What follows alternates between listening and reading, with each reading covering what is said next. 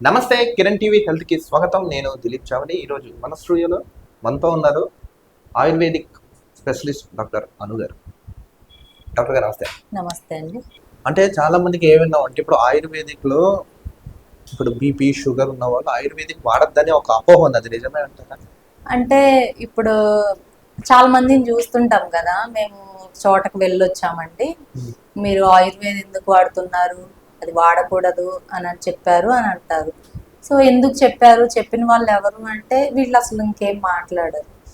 But కొంతమంది బాగా famous allopathy doctors కూడా, లైక్ మనం సిఎల్ వెంకటరావు గారు కానీ అండ్ ఒమేగా హాస్పిటల్స్ వంశీకృష్ణ, వీళ్ళు చాలా బాగా చెప్తారు ఆయుర్వేద గురించి. వీళ్ళు చాలా పెద్దవాళ్ళు అండ్ వీళ్ళ ఎడ్యుకేషన్ పరంగా కానీ నాలెడ్జ్ పరంగా కానీ అంత కూడా లేదు. మాకు ఒక మాట చెప్పాలి అంటే వాళ్ళు ఆయుర్వేద్ని సపోర్ట్ చేస్తారు.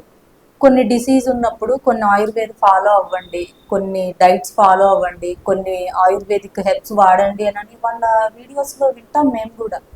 అంటే నాలెడ్జ్ అనేది ఇంపార్టెంట్. ఫస్ట్ ఇందులో ఏముంది అని తెలుసుకొని మనం సజెషన్ అనేది ఇవ్వాలి. మనకి తెలిసి తెలవకుండా ఏదో ఒకటి పక్క వాళ్ళు వింటున్నారు కదా అని చెప్పడం అదనేది అంత కరెక్ట్ కాదు. సో ఆయుర్వేదలో కూడా బీపీకి షుగర్కి ఉన్నాయి.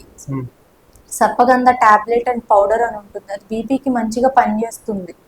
అండ్ డయాబెటిక్ వస్తే మనకి మల్టిపుల్ హెబ్స్ ఉన్నాయి. సో ఆ హెబ్స్తో మనం ఒక పౌడర్ లాంటిది మిక్స్ చేసి ఇస్తుంటాము అండ్ కషాయం లాంటిది ఇస్తాము. సో దానివల్ల కూడా వీళ్ళకి మెటబాలిజం కరెక్ట్ అవుతుంది, గ్లూకోజ్ లెవెల్స్ కంట్రోల్ వస్తాయి. మంచిగా కంట్రోల్ అయిన వాళ్ళు చాలా మంది ఉన్నారు. అరికాళ్ళు మంటలు ఉంటాయండి డయాబెటిక్ ఉన్న వాళ్ళలో. అల్లోపతి టాబ్లెట్ తీసుకున్నప్పుడు షుగర్ కంట్రోల్లోకి వచ్చిన అనదర్ సిమ్టమ్స్ వీళ్ళకి కంట్రోల్ అవ్వవు. బట్ ఆయుర్వేదంలో అవి కంట్రోల్ అవుతున్నాయి. అంటే వీళ్ళకి ఎవరైతే కోచ్ చేస్తారో, ట్రైన్ చేస్తూ ఉండడం చెప్తూ ఉంటారో, ఫస్ట్ అటువంటి వాళ్ళకి నాలెడ్జ్ ఉంటుందని అనుకుంటాం. మనం కొంతమందిని చూస్తే చక్కగా వాడండి, డైట్ ఫాలో అవ్వండి, అది కూడా మంచిది అని చెప్తుంటారు. సో ఇవన్నీ కూడా అవేర్నెస్ తక్కువ ఉండడం వల్ల ఇలాంటి నెగిటివ్ కామెంట్స్, నెగిటివ్ థాట్స్ వస్తాయి. ఇప్పుడు కమింగ్ టు ఆయుర్వేదిక్ లో క్యాన్సర్ కూడా మందు ఉందన్నారు, నిజమేనంటారా? యా, అంటే క్యాన్సర్ కి అంటే ఒక స్టేజ్ ఉంటుంది దీనికి కూడా. సో కీమోస్ పెట్టేది ఏంటి అని అంటే, మనకి ఆయుర్వేదంలో ఓపెన్లీ చెప్పాలి అంటే క్యాన్సర్ అనగానే మనము ఫాస్టింగ్ అని మనకి పూర్వం నుంచి ఉండింది. లైక్ మనకి చరక సంహిత కానీ కొన్ని ఆయుర్వేదిక్ బుక్స్ లో చూసుకుంటే ఫాస్టింగ్ అనేది చాలా మంచిది. సో దీనివల్ల మనం క్యాన్సర్ ని రాకుండా ముందుగా జాగ్రత్తగా పెట్టుకోవచ్చు మన బాడీని. వచ్చిన తర్వాత కూడా కొన్ని హెర్బ్స్ తో కొన్ని కషాయాలు లాంటివి చేసిస్తారు.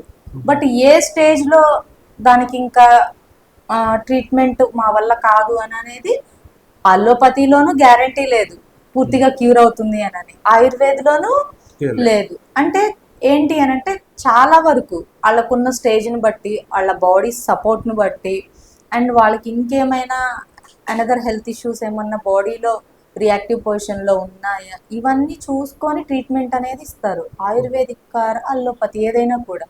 బట్ రెండిట్లోనూ మంచి ట్రీట్మెంట్ ఉంది. కానీ ఆయుర్వేదిక్ లో సైడ్ ఎఫెక్ట్స్ లాంటివి అయితే ఉండవు కదా? యా, ఏది ఉండదు. ఇది నీకు ఒకటే ఉంటది ఇందులో, నీకు ఆల్మోస్ట్ 90% డిసీజ్ పైన ఫైట్ చేస్తే చేస్తుంది, డిసీజ్ కంట్రోల్ అవుతుంది. లేదు అంటే కొంతమందికి కొన్ని మందులు కొంతమంది ఇస్తుంటారు. సో ఆ మందు కనుక పని చేయకపోతే అంతే ఇంకా. బట్ బాడీకి అయితే ఏం డేంజర్ ఉండదు. పని చేస్తాం లేదంటే స్టాప్ అయిపోతుంది. అంతే. సైడ్ ఎఫెక్ట్ రావడం, దాన్ని ఇంకో దాంట్లో చేయడం అలాంటివి ఉండవు.